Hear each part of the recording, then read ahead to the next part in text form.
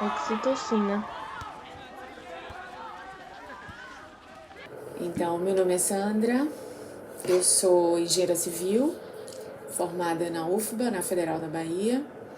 Fiz mestrado na USP de São Carlos e estou fazendo doutorado no Canadá, na Polytechnique de Montreal. E sou uma pessoa apaixonada pelo que faz, sou professora da Universidade Federal de Sergipe já há vários anos e gosto muito do que faço. Gosto muito do contato com os alunos, do contato com os colegas e acho que eu me descobri. Eu trabalhei como engenheira em algumas empresas, fiz consultoria também, já fui para o mercado de trabalho, mas o local onde eu realmente me encontro é como professora de engenharia. É o que eu gosto de fazer. Sandra, esse aqui é o Citocina Podcast, né? É um podcast pequenininho ainda, mas é um espaço que a gente conversa sobre educação. Bora falar de educação? Vamos, adoro. Bom, para quem não sabe, né? A Sandra foi minha orientadora de iniciação científica, né? Todos os episódios do Citocina até agora foram ou com colegas de trabalho que são onde eu trabalho agora, né, professores, Sim. ou jovens que em algum momento eu orientei, né? E agora eu acho que meus jovens nunca viram essa situação, né? Agora aqui, Sandra, de nós dois, você que é adulta, entendeu? A responsabilidade bem maior é sua agora. Porque quando a gente é orientador, a gente tem responsabilidade sobre o evento, sobre tudo, né? E o aluno fica lá mais quieto, né? Então esse eu tô bem Ou de seja, boa. agora você vai relaxar. Tá Agora eu tô bom. bem relaxado. Mas, ô, Sandra, assim, eu achei bem legal, assim, além da gente voltar a se falar depois de muito tempo, né? É Foi um prazer verdade. enorme, né? Pra mim Eu acho também. assim, eu achei bem legal conversar com você. Sim. Vários temas que a gente pode conversar tem em outros episódios, mas eu achei Sim. bem interessante a gente falar sobre iniciação científica. Certo. Porque depois que a gente vive, parece muito simples entender o que é. Mas, em qualquer tempo, no meu, como estudante, e hoje, muitos alunos não sabem. Não sabem. Me Sim. perguntam até hoje, vários vêm perguntar o que é, e alguns no meio do processo percebem que é outra coisa e tal. Sim. Então eu acho que a gente pode começar nossa conversa, acho que isso já vai ser bem útil, né, para esse Sim. público que me segue, que boa parte é de meus alunos, né? Definir assim Certo. o que é, né, iniciação científica e para que serve. Olha, eu acho assim, existe uma definição mais clássica, digamos assim. Existe uma definição que eu acho que é. Eu não sei se eu posso dizer que é a minha definição de iniciação científica, mas é o jeito que eu enxergo o negócio. Então, assim, a definição clássica, né, que todo mundo meio que tem um consenso com relação a isso, a iniciação científica é o primeiro contato que um aluno de graduação tem com a pesquisa, com a ciência, né? Então, esse primeiro contato, ele se dá em tudo aquilo que envolve a pesquisa, tá? Então, ele começa a enxergar como é que ele pode rascunhar um pequeno projeto de pesquisa, definir um objetivo, ter uma ideia de metodologia, né? A gente trabalha um pouco uma disciplina chamada Introdução à metodologia antes do aluno começar a iniciação científica, e aí ele vai entender como é que ele vai buscar uma referência bibliográfica, como é que ele pode citar, né? A importância do padrão, principalmente se for uma pesquisa experimental, a importância de consulta às normas técnicas para que você possa realmente fazer os ensaios de acordo com as normas e aí você ter um resultado comparável. Bom, isso é esse contexto aí que a gente trabalha, né, na academia. Mas para mim, a iniciação científica, ela é a possibilidade da descoberta de um mundo novo, sabe, assim?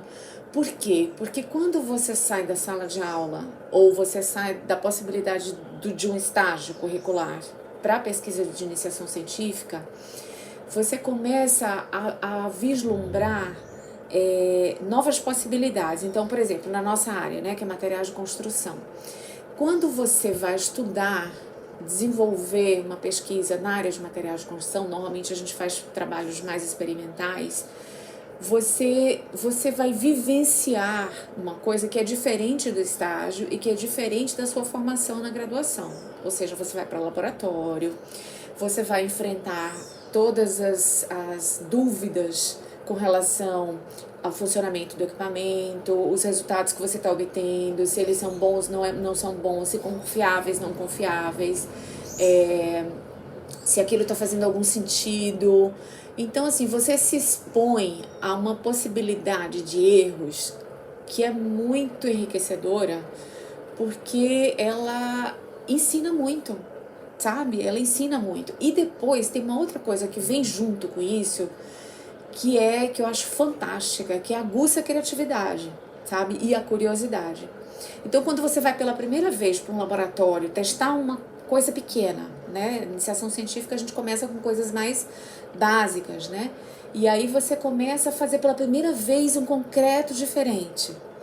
E aí você vai dosar aquele concreto, você faz aquele concreto, mas você não sabe se você vai conseguir as qualidades, né, do ponto de vista mecânico, por exemplo, que você almejava com aquela iniciação científica. E aí daí quando você alcança, você diz, uau, que fantástico, isso é mágico, né? Eu fui, dosei, misturei as coisas e deu certo.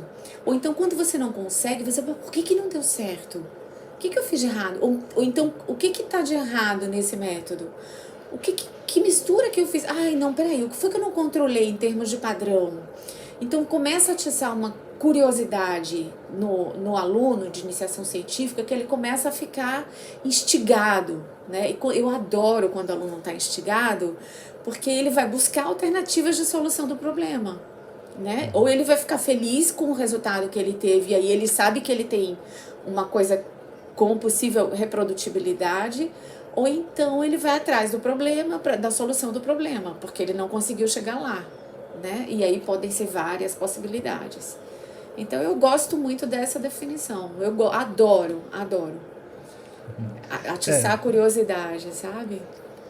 Quando, assim, né, quando eu comecei a dar aula, né, era mais instinto, né, do que técnica sobre dar aula, né? Porque basicamente um cara super especializado em materiais de construção e não tinha técnica para fazer a aprendizagem ser significativa. Então eu dava aula quando eu dava aula de laboratório que dava errado, eu achava o máximo quando dava errado. Uns ficavam frustrados, meus técnicos, que sempre foram muito bons, sempre dei muita sorte nesse sentido, já me davam um toque, falavam, professor, que não vai dar bom. Eu falei assim, não, deixa dar ruim mesmo. Porque aí a gente senta todo mundo e eu faço um teatrinho e os alunos... E a gente, por que deu errado, né? E aí só liga o cérebro do aluno muitas vezes nesse momento. E no caso da iniciação científica... além disso, tem a autonomia do próprio aluno, é mais ou menos a brincadeira que eu fiz aqui no começo. Ele tem a responsabilidade ali de ir atrás, né, e realmente, de fato aprender, né, porque Exatamente. assim, quando eu fiz iniciação científica e vi lá o seu cartazinho lá, né, precisa-se de aluno.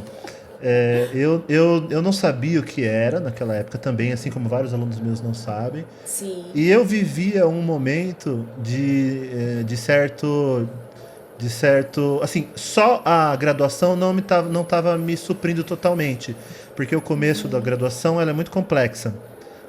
Para mim foi, né? Tinha que entender mecânica, tinha que entender física, tinha que entender matemática. Depois, alguns procedimentos da engenharia civil, eles eram meio automáticos, né? Sim. Eu comecei a pensar, falei assim, poxa, mas a regra de 3 está sendo uma ferramenta muito importante na minha formação. Se eu tiver as tabelas certas, eu consigo resolver várias coisas, souber as normas certas, né?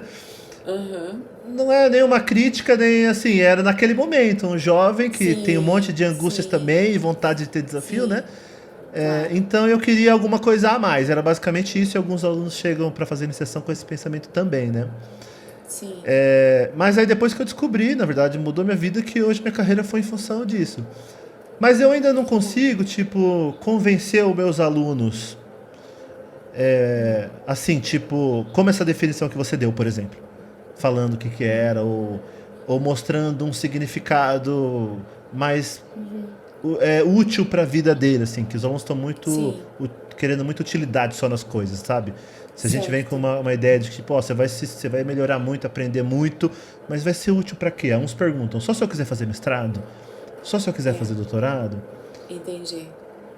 Então, você acha que esse tipo, pensando só na utilidade, é só para quem quer fazer pós-graduação? Claro que não.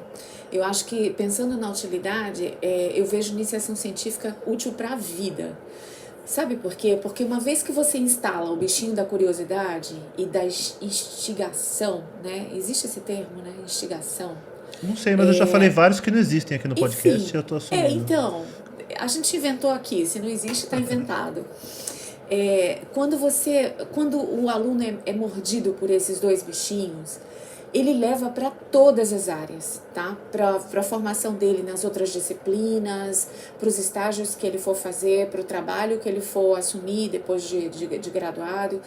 E porque eu acho que o estabelecimento da curiosidade, né, e a necessidade de você buscar resposta para satisfazer aquela curiosidade, isso é uma base fantástica para a vida. Então, assim, para mim, isso é de grande utilidade. Eu não consigo me imaginar fora disso daí. Porque tem muitas coisas, realmente muitas coisas do cotidiano, de questões pessoais, questões profissionais, que você consegue resolver a partir disso, sabe? Porque você estabeleceu com você mesmo um diálogo de curiosidade e de vontade de se instigar para resolver as coisas. Então a sua mente meio que foi treinada nesse sentido. Isso é extremamente produtivo, não só útil como produtivo. Então tem muitas coisas que se resolvem assim. Até porque você aprende também com a iniciação científica que é legal ter o ócio. É legal de vez em quando você dar uma esparecida e não só pensar naquilo o tempo inteiro. Porque às vezes é quando você está no ócio que vem a ideia, que vem a resposta. Eu mesma já escutei um outro podcast seu que você deu esse testemunho seu com Exatamente. alguns alunos, né? Quando você desliga daquilo, você se permite, né, viver um ócio necessário para a pesquisa, né? A pesquisa, ela não pode ser linear o tempo todo, não. Aliás, ela não é linear, né? Ela é eu não sei que tipo de curva a gente poderia definir a pesquisa, quase um batimento cardíaco, sabe? Que faz pipa, pipa, sabe? Algo assim que sobe e desce o tempo inteiro. Então, tem horas que você está entendendo tudo, tem horas que você não está entendendo nada, tem horas que você está motivado, tem horas que você não está motivado, tem horas que você está bem curioso com relação àquele tema e tem horas que sua curiosidade não está muito em alta. Mas eu acho que faz parte da pesquisa, assim como faz parte de várias coisas da vida que a gente tem essas oscilações. Mas quando você está nessa situação, quando você estabelece os momentos de ócio, eles contribuem muito para as respostas que a gente busca através de uma iniciação científica, sabe? Ou através de uma pesquisa de modo geral. Porque você deixa a mente relaxar, porque a mente é funcional, né? Mas ela funciona bem também se você deixar ela relaxar. Então, se você deixar ela relaxar e deixa o pensamento ir para onde ele quiser, sem botar limite, e aí você encontra a resposta. Eu já encontrei resposta para coisas caminhando na praia, por exemplo, que eu adoro Sim, caminhar sim. na praia. Então, assim, às vezes eu fui com o propósito de encontrar uma resposta para uma coisa de pesquisa e não achei nada. Aí, um belo dia, eu fiz essa experiência pela primeira vez. Eu falei, ó, quer saber, eu não vou pensar em nada de pesquisa e vou deixar minha cabeça, minha mente ser a natureza dela, que é pensar. E ela vai para onde ela quiser. Então, eu saía daqui, eu moro em Aracaju, né? Então, eu saía do Aracaju, ia para o Japão, voltava para a China, fazia uma volta na Inglaterra, aí depois estava no Brasil de novo, estava em São Paulo, daqui a pouco eu já fui para a Amazônia. Então, assim, a cabeça foi para onde ela quis e eu não estabeleci limite nem regra. Eu falei, é da sua natureza? Vá, né? Você tá liberado. E nessa história de estar liberado, cara, foi um processo super interessante, porque depois de alguns minutos caminhando com essa mente assim, pulando onde ela queria, né, que nem um macaquinho, depois de um tempo, assim, uns 20 minutos, eu comecei a ter uma enxurrada de ideias concatenadas e organizadas. É incrível, vieram uns insights assim, isso aqui é pá, pá, pá, pá, pá. Só faltou papel e lápis, caneta, alguma coisa para anotar, porque eu fiquei com medo de perder, sabe? De tão bombardeio que foi. Mas eu falei, ó, do jeito que veio, vai permanecer o que tiver que permanecer. Depois, no tempo certo, eu registrei, mas foi muito legal fazer essa experiência. Então, o ócio é importante também. Né? E quando a gente tem que juntar todas as peças do trabalho científico, né? Tem uma hora que trava. Se não tiver. É igual. Eu vou botar a teoria aqui agora, né? Vamos ver se o aluno está estudando isso. É igual um fluido dilatante, né? Você bota mais força, o fluido dilatante vai travar mais, né? Então você tem que dar um passo atrás para que realmente o exemplo do ócio que você deu, né? Que o ócio criativo, né? Exatamente. Às vezes você tem que dar um passo atrás para poder dar dois para frente mais adiante, né? Lá na USP, né? Quando tinha. Eu dei um exemplo naquele episódio que meus alunos me chamaram lá pro bar, lá na frente, Sim, lá na Moca, né? É uma lá boa USP, também. Então, exatamente. Aí lá na USP, a gente tava. Não sei se eu já falei isso, que eu repito as histórias. Lá na USP, a gente, quando tinha Champions League, né? Campeonato lá da Europa de futebol, a gente sabia, todo mundo sabia, tava todo mundo trabalhando, o nosso coordenador entrava lá e tal. Aí o laboratório começava a esvaziar pingado, assim, devagarinho, sabe? Daqui a pouco sumia um, sumia outro. Tem uma hora que não tinha ninguém. A gente já tava tudo lá na casa do Flávio Maranhão, não sei de quem, pra assistir a Champions. Já tinha comprado carne, já tava fazendo churrasco ali. E todo mundo fazendo mestrado, doutorado. E nessas horas, né? Nessas horas, a gente aprendia muito, porque a gente brincava e, como eu citei o fluido dilatante aqui, a gente falava da difração de raio-x, a gente falava da termogravimetria. Eu me lembro muitas discussões nesse sentido, né? Por isso que no meu mestrado eu fiz muito mais do que eu publiquei na minha dissertação, no doutorado, a mesma coisa, né? Sim, claro. E isso não foi uma cartilha, não foi vivendo esse jeito de trabalhar, que é muito diferente do jeito de trabalhar de uma empresa, né? Que é você serve a empresa tem lá seus objetivos. É muito difícil, os jovens entendem. É muito difícil ter um emprego que te alimenta plenamente, porque você tem que seguir as ordens, né? Para você ser um desenvolvedor, um criador, coisas que todo o mundo bombardeia o jovem de que ele vai ter uma vida incrível, ele vai criar as coisas que ele quiser e tal. É muito difícil ter um emprego que faz exatamente isso.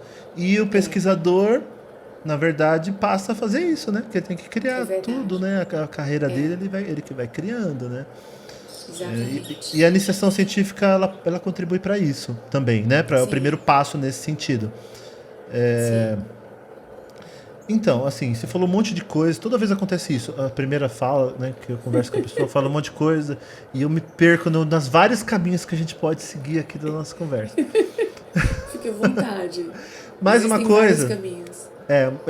Assim, eu agora, antes, assim como você fez, assim como eu expliquei no primeiro episódio, eu cheguei um pouquinho atrasado agora que eu fui dar um rolê de moto, né?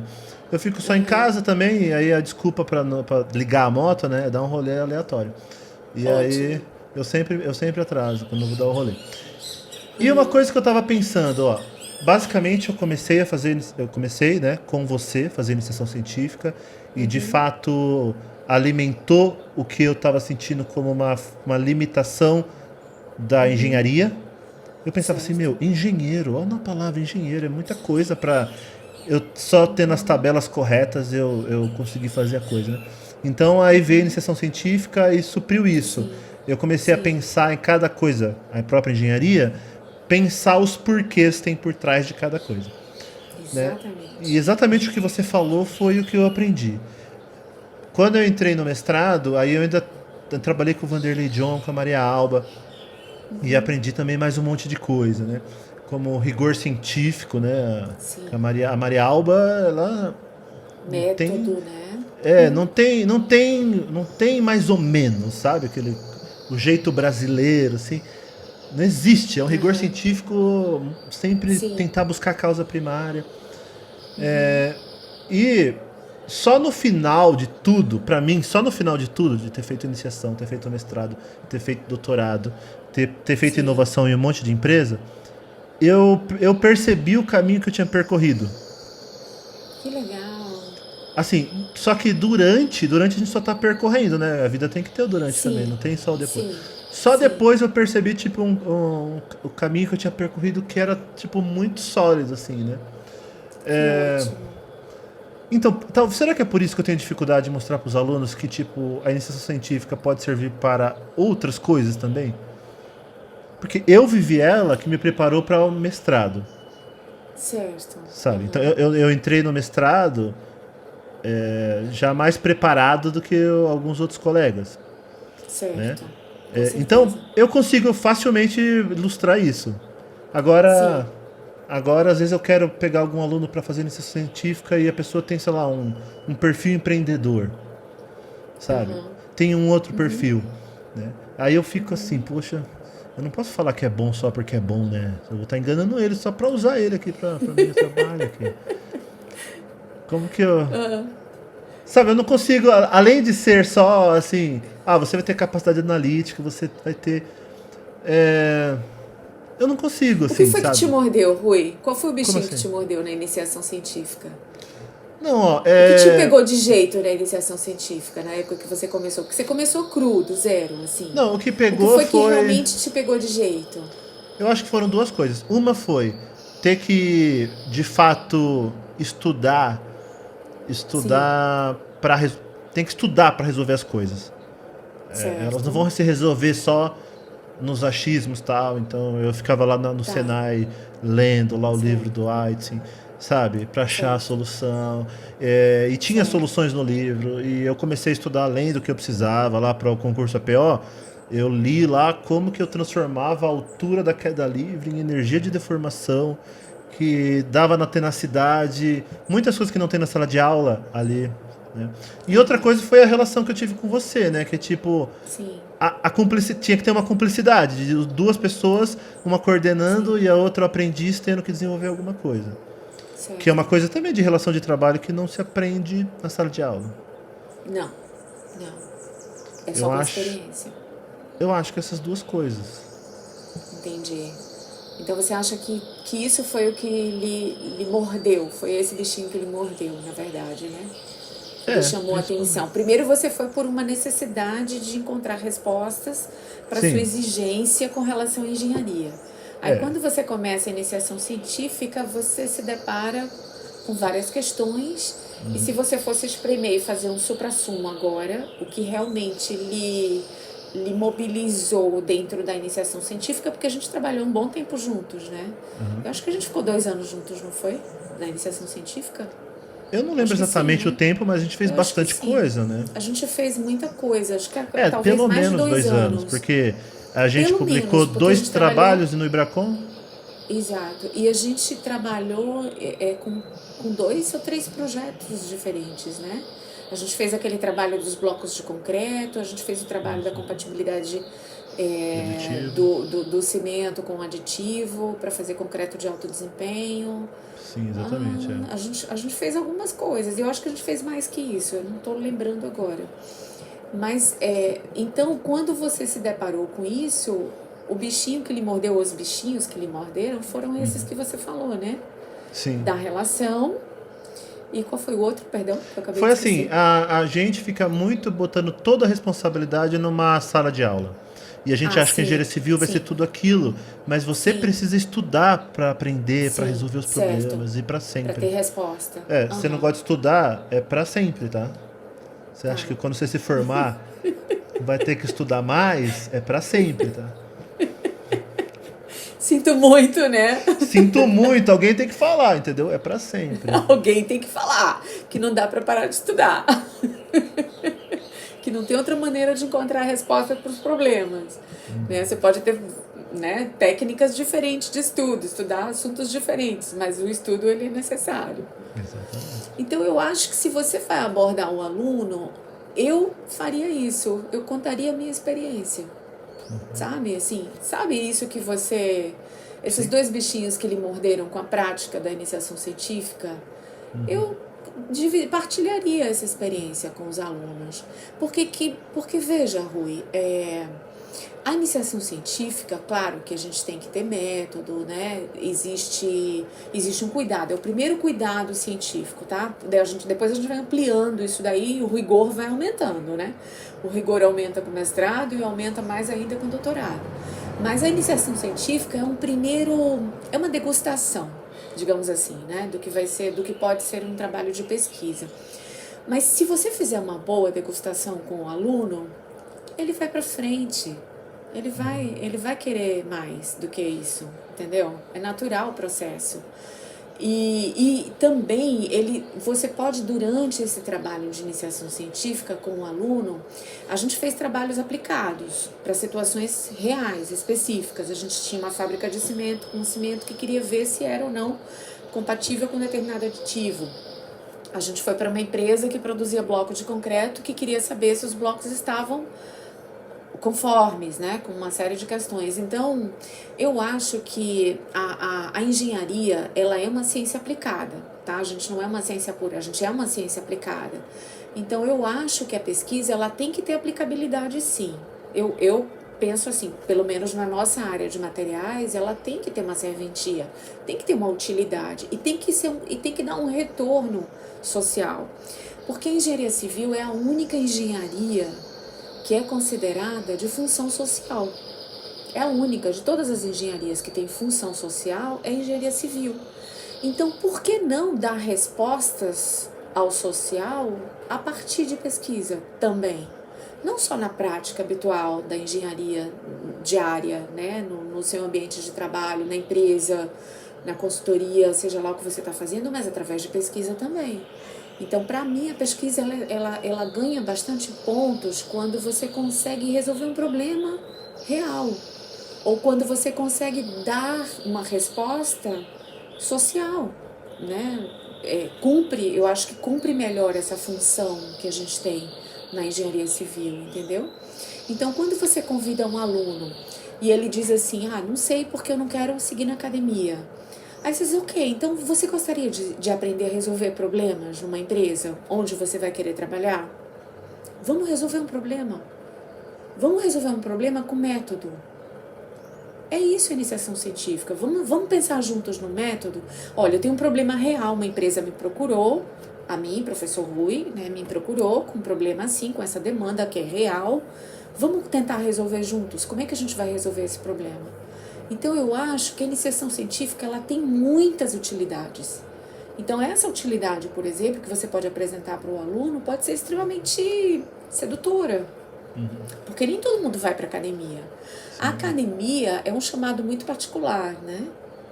Eu acho. É muito particular. Né? Você trabalha com pessoas o tempo inteiro, você trabalha com educação e você trabalha com pesquisa, com ciência, né? Também. Você trabalha com ciência na área educacional e você trabalha com ciência aplicada na área de engenharia civil. Então, você vira, sabe, assim, você tem que ligar muitas antenas. A demanda é muito grande, né? Fora que você tem que existir como gente, né? Como pessoa, vida pessoal, tudo isso faz parte também. Mas quando você liga todas essas antenas e você tem que equilibrar isso daí, harmonizar isso daí, não é todo mundo que está afim. Tem gente, porque a gente leva trabalho para casa sem querer, mas a gente leva na vida acadêmica, né? É muito difícil você estabelecer o limite na vida acadêmica. É um pouco mais complicado. Você acaba esticando um pouquinho. E aquilo invade um pouco do seu horário de lazer. Em ambiente virtual, né? Pior ainda. Pior ainda. E se você trabalha numa empresa com carga horária definida, você terminou o seu horário de trabalho, você pode meio que deletar, entre aspas, aquilo, porque a rigor você não deveria estar à disposição, né? Mas quando você trabalha com uma coisa que é tão aberta e abrangente como pesquisa, educação, isso vai entrando um pouco também em outros ambientes, né? A gente tem que ter muita disciplina para conseguir salvar o que é importante da sua vida pessoal, das suas coisas também, porque isso entra muito facilmente, né? Agora, sim, um outro ponto, né? Agora eu vou falar de um ponto que eu me sinto o hétero top branco privilegiado, apesar de ser pardo, né? Aham. que é o seguinte, ó, onde eu trabalho, a gente, mesmo assim, ó, acabei de falar da dificuldade às vezes de fazer um aluno fazer iniciação. Onde eu trabalho tem bolsa de iniciação, nunca foi negado uma bolsa. Nossa, que legal. Todos os alunos têm uma bolsa de iniciação que é maior do que a bolsa CNPq, o valor. A Que gente, legal. a gente tem um orçamento. Além da bolsa, a gente tem um orçamento que a empresa paga pelo experimento, compra material. A própria instituição faz isso. Faz isso, né? Que legal. Compra e às vezes equipamentos, materiais. A gente tem uma infraestrutura incrível, eu tenho sorte de ter engenharia de materiais lá. Então tem difração de Nossa. raio-x, termogravimetria, granometria laser. Tem uma super infraestrutura, né? É, tem tudo, tem tudo. Às vezes eu viajo com meus alunos do concreto, né, para as competições do Ibracon, né? E às vezes o pessoal, às vezes a gente, agora eu posso ser cancelado, mas é como se fosse um preconceito ao contrário, né? Porque a Sim. gente chega de boa lá nas competições e aí, como a gente tem um bom desempenho, as outras faculdades ficam com uma raiva gratuita da gente. E eu fico tentando. Mas isso dura só até a primeira festa do Ibracon, né? Que os alunos mesmo organizam. Na Na primeira. festa se esquece tudo. Outro dia a gente chegou, eu distraindo aqui, um parênteses. Outro dia a gente chegou num lugar lá no restaurante, sei lá, e aí tinha um Wi-Fi. O Wi-Fi, a rede Wi-Fi era chupa, que é o grito contra a gente, né? Que a galera grita. Era o nome da rede. E a gente nem tava lá ainda, a gente tinha acabado de chegar. Cara. Tinha uma Chega rede que nesse era chupa. nível de hostilidade. Isso é bullying. Só que a gente já fica amigo logo, né? Eu fico muito, muito, e eu faço relações, às vezes, amizades com alunos de outras faculdades, porque eu acho que o objetivo desses concursos é promover a engenharia, qualificar os jovens, né? É, Exatamente. nesse sentido, né? Sim. A gente tem impressora 3D, tem aquela Holland que, tipo, é o contrário, vai escarificando, fazendo forma. Então, assim, para mim, eu tenho toda a infraestrutura pronta, assim, apoio do chefe. Mas, por exemplo, quando a gente fez, né, até no nosso departamento, aí não tinha tudo isso que eu acabei. Dificilmente vai ter De um lugar que vai ter jeito todos nenhum. esses itens que eu falei, né? Eu sinto Mas muito, mas eu tô morrendo de inveja de você. não era objetivo, né? Isso que eu falei, né? Que às vezes Já foi. eu Já tô com quis, inveja. eu quis Agora quem vai citar praticar o bullying sou eu. Eu quis citar quase tudo, que tem coisa que eu nem lembrei aqui ainda. Tem os funcionários que fazem a Pode compra, parar. que faz Pode parar que cotação, tá que vai ficando perigoso. buscar. Mas a gente conversou um pouco antes, né? E uma das coisas que até você falou sobre isso, e foi o que aconteceu em lugares, por exemplo, que não tem tudo isso. Porque, por exemplo, eu tenho tudo isso, eu não tenho uma fila, sabe, de um monte de aluno querendo fazer iniciação científica, eles nem sabem que isso é o padrão, entendeu? Entendi. Sabe, então as dificuldades são as mesmas de outros lugares de pegar gente engajada e tal, que não tem. E muito provavelmente, talvez, hoje eu fure um pouco a bolha de audiência, já que, né, tô conversando com você, de Sergipe, né, talvez tenha uma audiência nova na Federal de Sergipe, Certo. nas outras faculdades aí de Sergipe, né? Então, não é porque é Sergipe, é porque eu sou muito privilegiado nessa condição de infraestrutura. Né? Lá na USP, por exemplo, Sim. que é a USP, né? A gente consegue, mas tem que ir atrás de um órgão de fomento, sabe? Sim, Não sim, é só sim. ter a Em qualquer infraestrutura. lugar, Em claro. qualquer lugar. Mas como fazer, então, diante de dessas várias dificuldades de não ter todos esses itens? Você me pergunta o que fazer quando você É, não tem essa infraestrutura. como fazer. Ou com Como fazer. relação ao aluno. A pergunta é com relação ao Tudo, com aluno? relação ao Ao professor, com aluno. relação ao aluno, com relação a fazer acontecer. Cara, olha, quando você não tem essa infraestrutura toda, como nós não tínhamos quando você foi meu aluno de pesquisa, a gente tinha que ter muita raça para correr atrás. Você sabe, você lembra muito bem. A gente teve que correr atrás de tudo, de material. Eu consegui pagar uma bolsa pequena para você na época porque eu tive que gastar um verbo danado com uma pessoa da fábrica de cimento para dizer assim, ó, eu preciso pagar uma bolsa pro aluno. porque ele está se dedicando muito e precisa ter uma ajuda de custo para o transporte, para ele comer na universidade, quando ele precisa ficar direto no laboratório. Então, assim, é um trabalho de convencimento, porque, na realidade, naquela época, tem um pouquinho de tempo, né? Naquela época a gente não tinha, eu não tinha doutorado, a gente não tinha nenhum órgão, né, de fomento para pesquisa com muita grana no estado, não tinha. Era bastante complicado ter editais na época para a gente conseguir dinheiro. A infra do laboratório era muito simples, muito básica, e a gente tinha que improvisar, né? Então, o que a gente fez? Fizemos parceria com o Senai, né? Fizemos algumas coisas no Senai, CETIC, que é um centro de construção civil que tem do Senai aqui. Aí a gente conseguiu fazer alguma coisa na fábrica de cimento, a gente conseguiu fazer alguma coisa em outra faculdade privada, onde eu dava aula na época. Então, assim, a gente vai costurando, mas você tem que ter muita raça, muita vontade para fazer, porque não está nada pronto. Por outro lado, quando não está nada pronto e você tem que construir tudo, você tem um sabor diferente isso daí, sabe? Porque quando você consegue um resultado, porque você teve que improvisar no laboratório, teve que construir uma situação que não existia, você teve que correr atrás, né, de um patrocínio para conseguir fazer uma forma, a gente saboreia de uma maneira diferente quando você tem esse tipo de dificuldade no meio do caminho, sabe? Às vezes, quando tudo está muito pronto, é natural que você não dê valor ao caminho.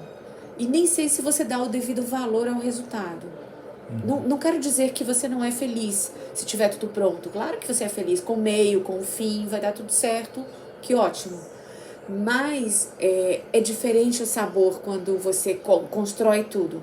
Você constrói o caminho e você constrói o fim, entendeu? Constrói o começo, o meio e o fim, né? Com relação ao aluno, isso que você falou, olha, eu acho que independe do lugar, independe da condição que você tem, independe da infraestrutura, independe de tudo. O material humano, ele é aquilo que ele é no lugar que ele está. Então, o que talvez pudesse fazer a diferença seria o professor motivado, no caso da iniciação científica, o professor motivado vender o peixe para os alunos, sabe? Falar do laboratório, falar das condições, ou falar dos projetos, ou falar das coisas que você, com esses alunos de pesquisa, já vivenciou, para onde você levou esses meninos, todas as vezes que vocês foram campeões no Ibracon. Então eu acho que é por aí, porque não conheço outro caminho, Rui, não consigo imaginar outra possibilidade. Eu vejo um outro benefício, né? Que, por exemplo, se você pensar bem, a gente sempre resolveu problemas reais que precisavam ser resolvidos.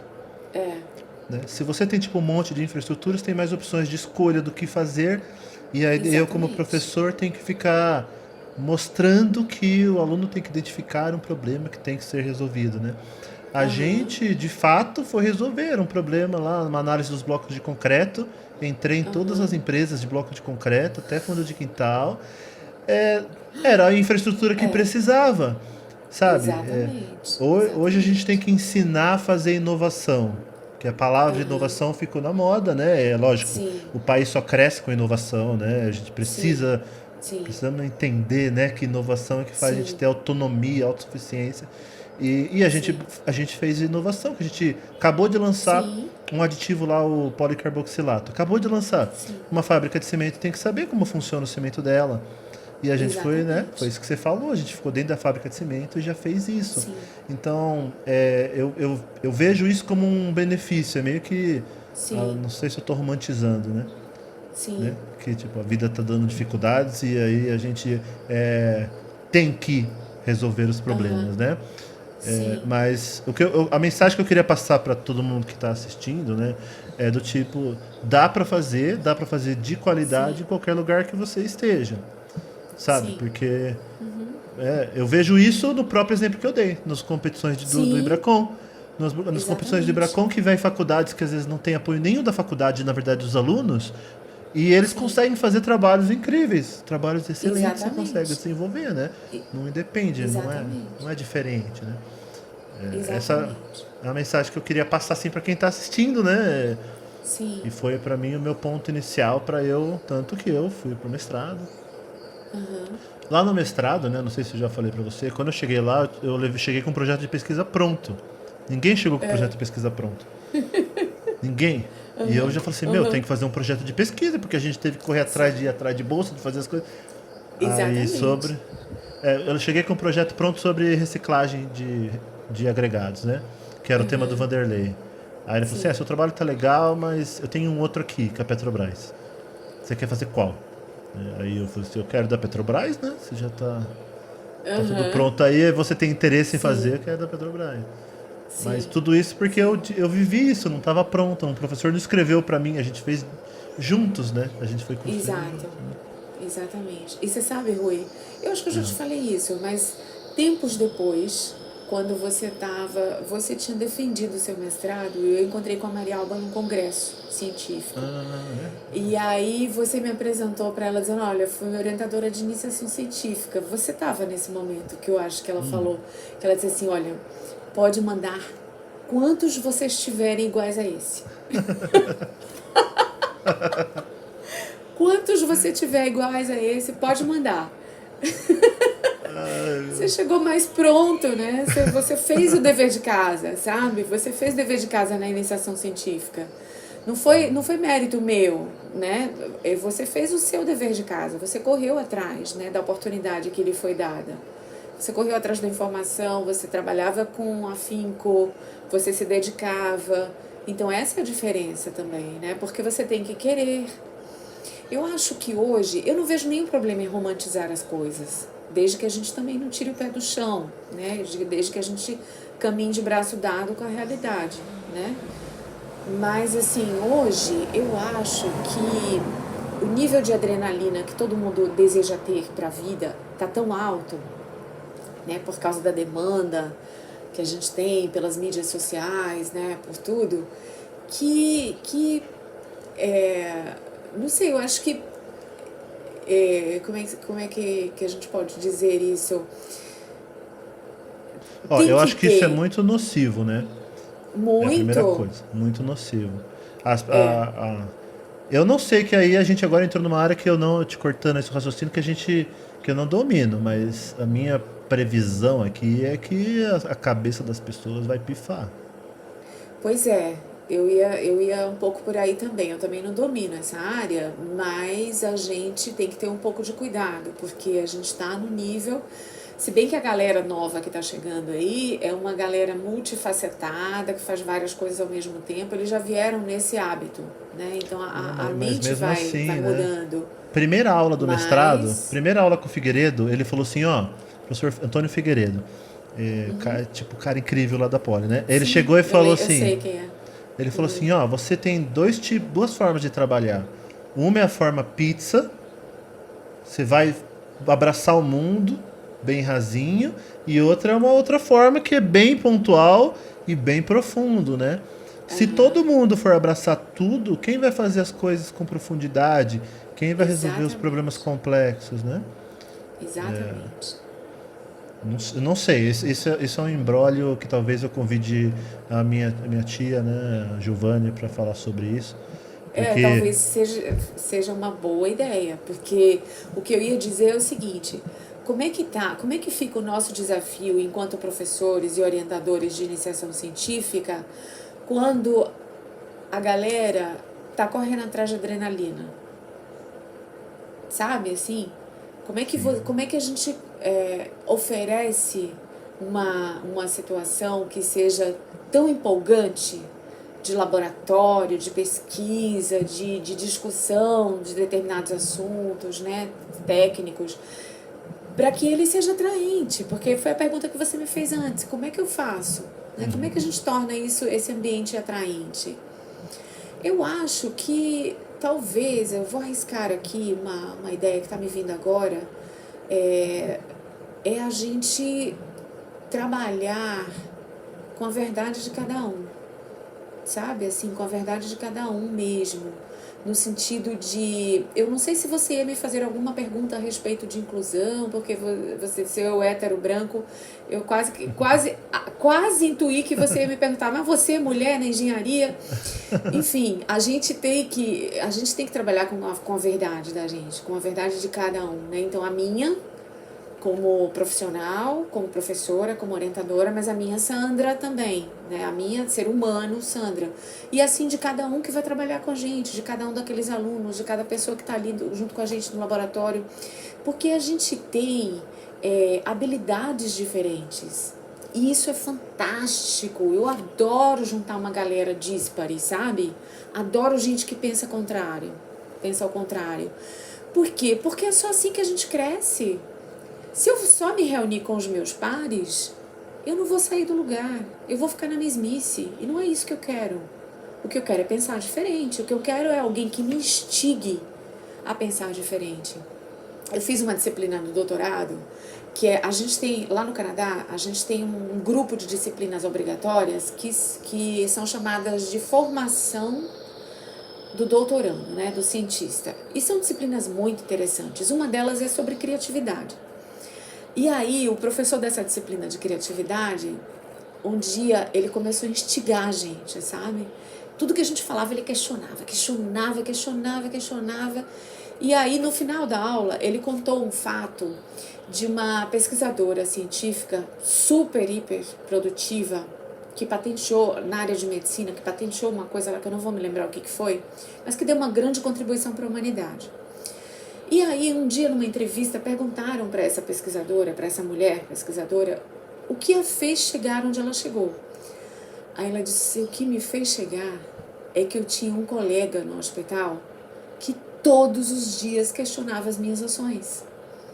Ele era do contra o tempo todo. Exatamente o fato dele ter sido do contra o tempo todo me levou a buscar respostas para aquilo. Eu não estava satisfeita porque ele me instigava. Então eu acho que quando a gente pensa na questão da adrenalina no laboratório, né, da iniciação científica, aquilo que pode ficar interessante, motivante, bacana, é juntar gente diferente e deixar que cada um exerça as suas habilidades. E não tem que ser igual, não tem que falar igual, não tem que tratar igual. Não tem, porque nós não somos iguais. Então é bacana a gente ter essa mistureba, sabe? Esse conjunto de gente diferente, porque esse sim é o material, esse material humano é a raridade. Esse é o novo, essa é a inovação. O resto é repetição. A máquina é repetição, né? Os ensaios são repetições, padrões. Mas o diferente, a inovação vem de onde? Desse grupo, dessa galera, dessa massa cinzenta que a gente vai criar ali nessa convivência diária, nesse papel de um instigar o outro, de questionar, sabe? De repente estabelecer vivências de vez em quando no grupo de pesquisa, onde você coloque um grupo contra o outro para defender ideias completamente antagônicas, de propósito, para que a gente seja instigado a pensar, né? Para que cada aluno seja instigado a dar uma nova perspectiva daquele mesmo tema, sabe? Eu acho que talvez essa seja uma possibilidade. Eu não ia fazer nenhuma pergunta de inclusão, né? Se você é mulher da engenharia, né? Que eu não sou branco para começar, né? Então, né? Nem só... eu. Só para começar. Imagina, não sou branca no Nordeste. Agora você imagina eu no Canadá. Aí é que eu não sou branca mesmo, então, com esse cabelo encaracolado. Imagina, né? Então, né? Mas assim, nem sei discutir essas coisas, né? Quando eu fiz o episódio sobre racismo, foi o que eu e meu amigo vivemos, né? Sim. Eu não sei discutir isso na linguagem que hoje as pessoas discutem isso, que para mim tá quase mais segregando do que igualando, né? Para mim é igual, sempre foi. E eu nem sei se você na época, quando eu tinha lá 20 anos, se você conseguia ver, porque eu era sempre muito tímido, né? Sim, Sempre fui sim, muito fechado, tímido, né? Sempre gostei sim. bastante de estudar, meio nerd mesmo, assim, né? Uhum, Mas uhum. na essência, eu sou bagunceiro, né? Na essência, eu sou essa muvuca que você falou, entendeu? Hoje, né, mais adulto, mais consciente, já vivo isso dessa forma, né? Meus alunos Aham, sabem, né? Meus alunos sabem. aham. Eu oriento alunos de iniciação científica, oriento também o concreto e oriento a EPIC, que é a equipe de pesquisa, inovação e construção lá, né? E nessa equipe a gente faz. Eu falo assim, não é possível que eu tenho 42 anos e eu consigo viajar mais que vocês que têm 20. Meu, viaja, vem com. Aí a galera começa a soltar, né? E a gente faz reunião em qualquer lugar. Faz reunião no campo de futebol, faz reunião atrás da capela. A gente, né, a gente viaja. Viaja mesmo. Se chamou pra viajar, é comigo. Eu viajo. Coisa E, boa, adoro. sabe, isso me alimenta também, né? Claro. Como você fez no Canadá, isso de povos, por exemplo, alemão, né? Povos que têm dificuldade, que têm a criatividade, criaram um método. Métodos para abrir a criatividade. Eu não preciso de método, não preciso de método, não preciso de álcool, não Já preciso veio de no nada. pacote. Já É. vem o pacote, quer viajar é isso, né? Isso também é uma dificuldade, sabe? Isso também é uma dificuldade para nesse momento de instigar a criatividade do jovem, porque nas empresas o mundo não está preparado para gente doida. Ó, eu chamei de doido agora, reuni, quis achar uma palavra. O Mas mundo tá não está tudo preparado para certo. gente Mas doida. é exatamente como eu me sinto. É como você se sente também, né? Ó, se você for num grupo de excelência, as pessoas podem achar o contrário, né? Se a gente for num grupo de excelência, e eu sei disso porque, né, trabalhar com a Maria Alba, que nós já estamos no nome aqui, trabalhar com o Vanderlei John, trabalhar com o Homer Savastano, Sim, referências mundiais, assim, sim, sabe? Tipo, como sim, melhor. É, sim, gira em torno de criatividade. Não é só sim, viajar, não é só. É sim, lógico, tem todo o conhecimento que vem por trás, toda a preparação de muitos anos de dedicação, suor, trabalho. E aí com a certeza. criatividade faz eles, né, os grupos criarem os trabalhos de excelência. Não, não parece contrato assim, a USP, nossa, é quadrada. Né? Pensa assim, nossa, o cara estuda pra caramba. Aí vê o professor Aham. Varran lá, reitor da USP, do grupo do Vanderlei. Aí você fala, nossa, que povo duro. Não, aí na hora de desenvolver a coisa de excelência, tem criatividade lá atrás. Mas a grande maioria Exatamente. das empresas é baseada em protocolos, em coisas engessadas, em coisas que. Agora, eu nem pensei em entrar nessa seara com você, mas você falou e eu lembrei de jovens Sim, alunos meus, que têm muita sim. criatividade. Sabe quando você tem que se fazer de idiota para conseguir se enquadrar? Adoece, adoece. É, Mais cedo ou mais tarde adoece. Porque você nega uma força que é pulsão de vida, cara. Não tem como você negar isso por muito tempo. Um aluno criativo que vai para uma empresa e que tem um padrão muito estabelecido e muito engessado, ele aguenta por um tempo. Mas se ele forçar demais a barra, ele acaba adoecendo.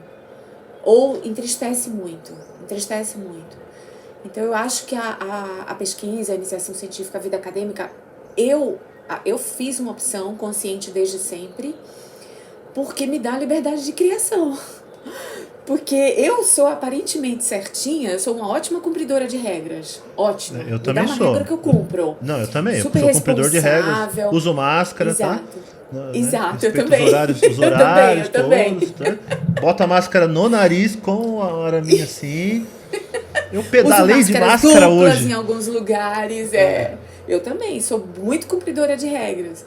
Mas eu preciso de um lugar onde a minha criatividade possa ter espaço. Senão eu não aguento. Então, assim, eu acho que a pesquisa. Olha, tem uma outra coisa que eu amo, né, na educação, na chance que a gente tem de dar aula sobre engenharia. Primeiro, eu amo engenharia civil. Depois, eu amo dar aula. E eu adoro fazer pesquisa. Então, é ótimo. Mas quando eu digo isso muito para os meus alunos, eu fiz assim: olha, se vocês não me perguntarem durante a aula vai ficar um saco. Por quê? Porque todas as vezes que vocês me perguntam, que vocês têm qualquer dúvida, vocês estão me dando a chance de elaborar uma outra maneira de explicar aquele conteúdo. E a minha mente adora isso. Isso é um deleite, entendeu? Então, assim, quando eles perguntam, mesmo nas aulas remotas, que a gente está todo mundo, cada um na sua casa, que é diferente, né? O contato é diferente. Para o professor, o aluno não sabe. Claro que para o aluno também não é fácil, mas o aluno não sabe o quanto que para a gente é importante o contato na sala de aula, sabe? O face to face, que você fala e você percebe na expressão do aluno se ele entendeu, se ele tá te acompanhando no raciocínio, se tá ok, né? E quando você não tem isso, você fala para uma câmera que tá na sua frente, você não tem esse feedback. Aí no primeiro dia de aula eu combino com os alunos assim na aula remota, uma vez que eu vou compartilhar a tela com vocês, eu não tô vendo o chat. Então, abre o microfone e fala comigo, mas fala mesmo. Pergunta. Senão, eu vou me embora, porque eu sou uma pessoa que adoro falar, você tá vendo, né, Rui? Não mudei nada. Falo mesmo, falo pra caramba. Basta botar uma pitada de um assunto que eu entro em vários outros. Eu vou abrindo os vários parênteses.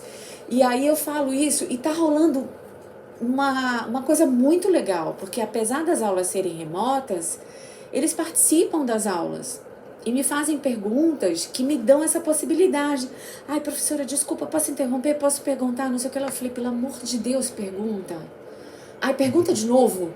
Aí tem outro. Gente, tá entendendo? Olha, alguém pergunta, por favor, pelo amor de Deus, pra eu me sentir viva aqui do lado de cá. Então, assim, eu acho que esse diálogo, esse contrato, digamos assim, que você estabelece no primeiro dia de aula, ele, mesmo a aula sendo remota, ele tem essa... ele abre, né, essa possibilidade para que o aluno fique um pouco mais à vontade, entendeu? Para fazer as perguntas. Então, eu acho que tá rolando uma coisa boa nisso aí. Colégio técnico é legal. Né? Você não precisa nem fazer aula. Você não precisa fazer aula. Você fala uma primeira coisa, a galera começa a perguntar: o que é isso?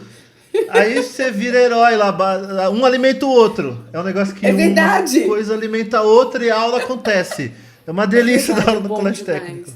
Gente, é muito bom aprender dessa maneira. Aprender a partir de uma curiosidade real, né, de cada um. Eu adoro.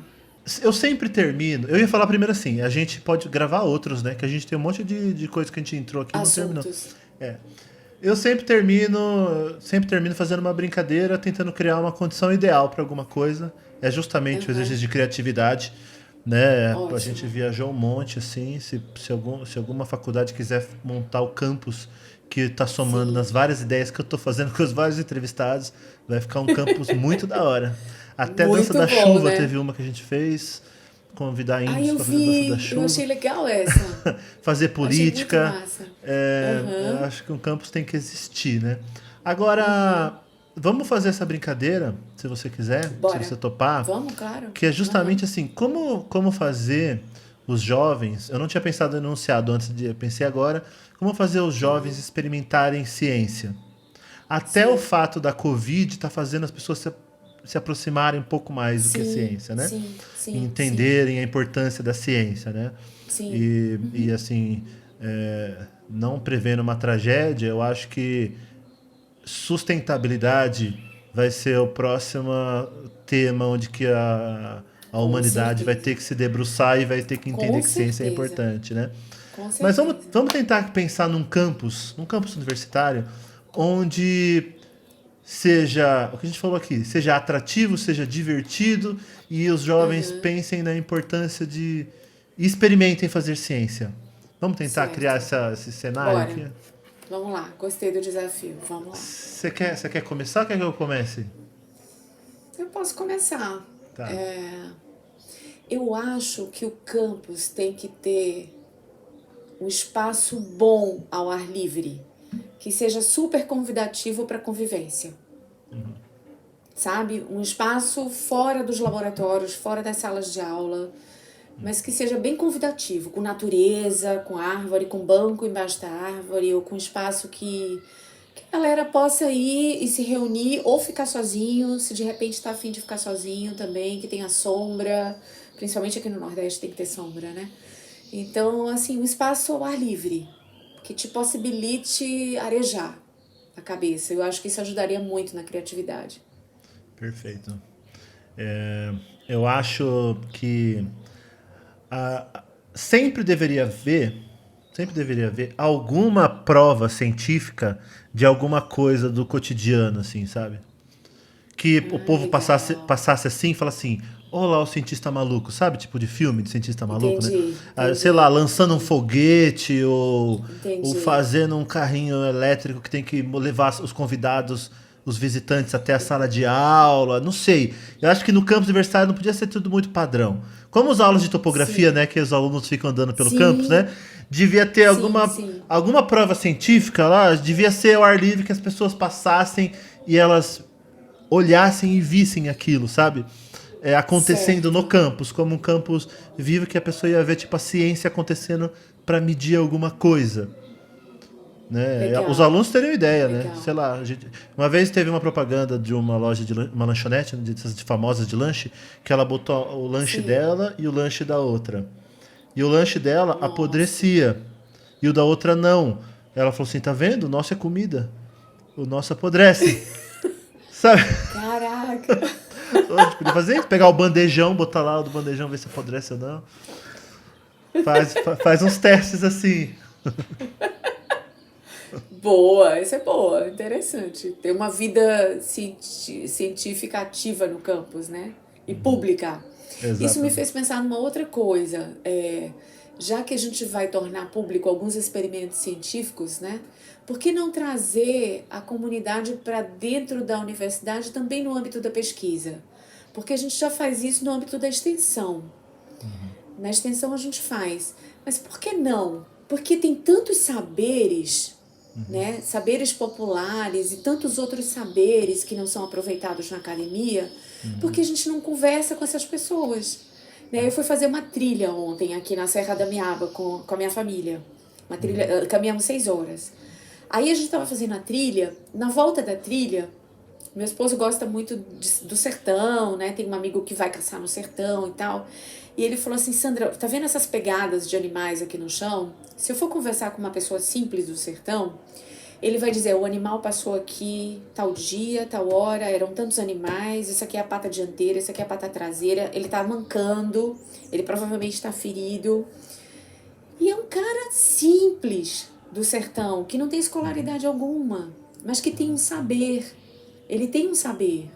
Então, às vezes, eu acho que na pesquisa, principalmente na iniciação científica, talvez fosse legal a gente encontrar uma maneira de trazer esses saberes da comunidade para dentro da ciência e vice-versa, sabe? Fazer uma troca bacana, porque eu acho que isso ia enriquecer muito a pesquisa, hein? A iniciação científica. Tem muitos saberes bons, interessantes por aí, muita gente criativa, que pode dar soluções a problemas que a gente não está enxergando.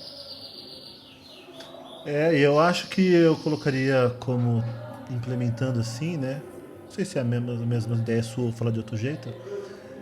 É, a gente devia consultar a comunidade na hora de definir nossas linhas de pesquisa, nossos temas de pesquisa, né? Porque a gente fica Entendi. pensando, a gente pensa na mega tendência, pensa no ODS da ONU, pensa no que a empresa quer pesquisar, no que a FAPESP quer financiar. E aí a gente cria lá, como eu vi aqui outro dia, eu publiquei um ponto de ônibus que tem piso tátil, só que o ponto de ônibus é de bloco intertravado, que é totalmente rugoso, né? É que você bota lá um negócio que, É, beleza, consultou, tudo deu certo e deu uma barbeiragem. É, eu acho que, exatamente. de repente, a pesquisa pode gerar produção em coisas que são até mais simples de desenvolver, mas que são mais diretas de problemas reais da comunidade, né? Realmente devia aproximar assim a comunidade, É, não só para eu acho trazer essa o ideia saber ótima. dela, mas também para trazer os problemas reais, né? Porque Boa. a gente já resolve pouco problema às vezes de empresa, né? Que você Sim, poderia ter até um sim, interesse financeiro maior, mas sim, a sim, gente tem que resolver o problema das pessoas, ainda mais em engenharia civil. sim. Exatamente, exatamente. Acho ótima essa ideia. Necessária. Ô Sandra, assim, espero Fala. que você tenha gostado da gente ter conversado. Foi Eu não ótimo. controlei o tempo. Geralmente quando não controlo o tempo fica bem longo, assim. Mas essa ideia Eu eu nem senti gostei. passar, Rui. Foi uma delícia. Eu gostei, assim, eu acho que vai ajudar os jovens, né? Espero que sim. Os jovens que não sabem o que é, que estão muito utilitaristas, também não sei se existe essa palavra, mas que parece que agora só tem interesse em consumir coisas que vão ter uma utilidade imediata. E eu Sim, acho que quando você faz um pouquinho de ciência, essa degustação, como você sim, falou, sim, você começa a resolver problemas complexos onde você começa a resolver. Você exatamente. não vai ser só um repetidor de procedimentos.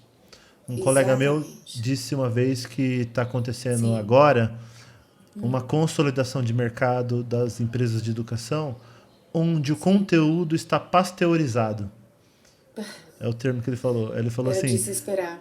Que pena. não dá nem para criticar o conteúdo que está sendo dado, porque as coisas estão ali, mas estão numa frieza tal, num padrão tal, Que pena. profundidade tão pequena que ele chamou esse termo pasteurizado, que eu achei que é perfeito Sim. para o que está É acontecendo. perfeito. É perfeito. E É eu uma acho que a pena, né? iniciação científica é um caminho para fugir disso, para É. se É um caminho. aprofundar e para exercitar mais habilidades e competências. Exatamente. Eu acho que deveria ser não obrigatório, mas assim, deveria ser bastante recomendado que todo aluno passasse pelo menos 6 meses desenvolvendo alguma coisa de iniciação científica. Deveria fazer parte da formação do aluno, sabe? Não só o estágio curricular, né, as disciplinas, os cursos, né, todas as optativas que ele pode fazer, mas também a iniciação científica, porque de fato ela tira ele desse lugar comum, entendeu? E se o esquema é pasteurizado, eu diria nesse momento que seria a única possibilidade de respiro. Tomara que a Exatamente. gente consiga um dia fazer isso, porque seria muito bom. Obrigado, Sandra. Imagina, de nada, Rui, foi um prazer. Valeu. Bom te ver. Foi Bom te ver. ótimo.